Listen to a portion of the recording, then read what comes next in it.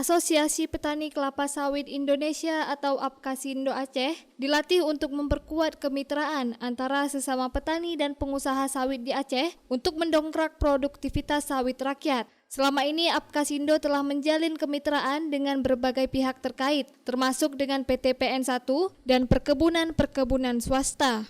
Ketua DPW APKASindo Aceh, Sofyan Abdullah mengatakan pentingnya menjalin kemitraan diantaranya untuk mendongkrak harga tandan buah sawit atau TBS serta meningkatkan nilai tambah bagi pemitra dan juga pemerataan pemberdayaan masyarakat dan memperluas lapangan kerja. Mengingat secara ekonomi saat ini, petani sawit di Aceh bergantung pada hasil produksi hampir 70%.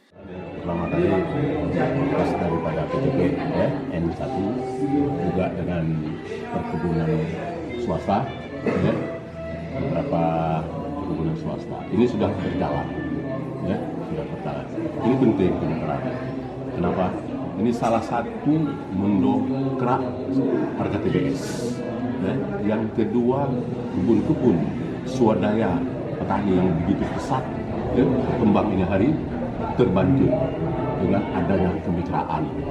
Ya, kami dari Pemda pertama kali Pak Mawardi sangat mendukung ini program kemitraan. Kita tahu Aceh ini hampir 70% petani bertergantungkan pada sawit secara ekonomi. Dalam workshop penguatan kelembagaan dan kemitraan kelapa sawit rakyat Aceh, Ketua DPP APKASindo, Gusdal Hari Harahap menjelaskan, perihal kemitraan sudah sangat jelas termaktub dalam regulasi.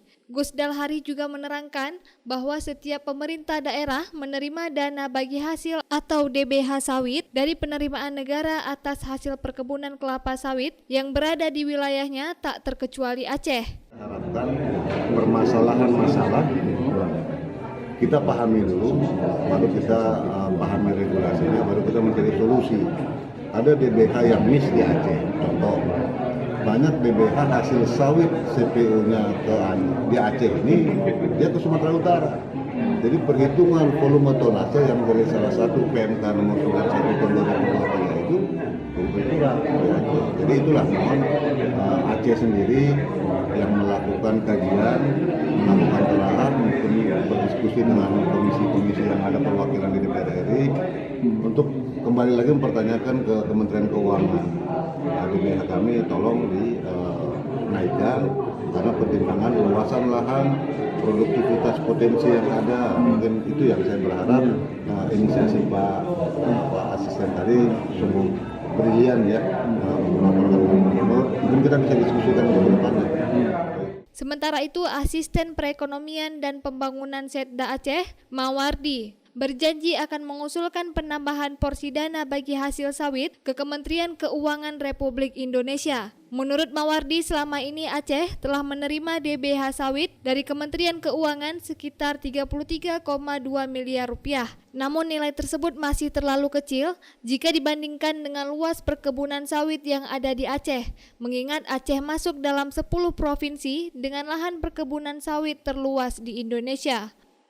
Potensi sawit di kita, produksinya kan hampir 1 juta ton per tahun.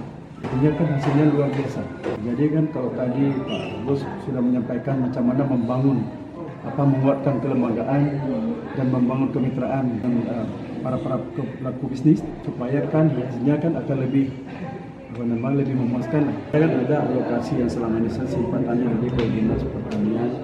Cuma kan nilainya barangkali kan masih kecil, tapi kan kriterianya kan saya akan coba sonding kembali dengan wujud. Karena saya simak dari Pak Bos, artinya kan ada nilai besar dan peluang prioritas yang diberikan ke kita kan, tapi kita belum manfaatkan. Artinya kan ini penting, makanya saya tadi dengan Pak Bos bagaimana ke depan ini kan informasi yang beliau sampaikan tadi sudah saya catat dan kita juga akan koordinasi dengan kawan-kawan di dinas. Dari Banda Aceh, Lala Nurmala melaporkan untuk Puja TV Aceh.